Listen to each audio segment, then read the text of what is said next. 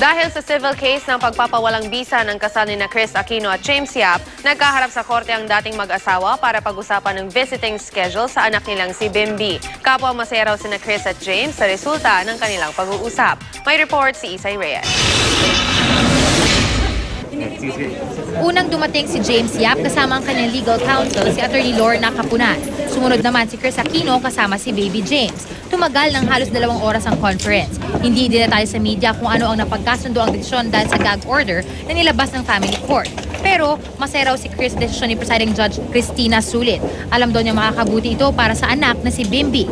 Yung inayos niyang agreement between both parties will really benefit my son very much, and I'm grateful to her. I'm grateful to Attorney Fortune.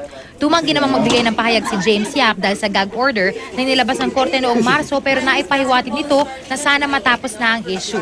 Ngiti lang din ang isinagot niya sa tanong tungkol sa mga pinost niya sa Instagram na sinasabing bago niyang girlfriend. Plans? Any plans? Huwag na. Tama na. Sana matapos na. Para makapag-focus na. Pero ayon sa kanyang legal counsel, masaya ang kanyang partido sa napagkasunduan. Patas daw ito at mabuti para sa kanilang lahat. Happy daw the decision of the court. Happy rin. Happy rin po. Yun lang. So you came into an agreement inside? Yes.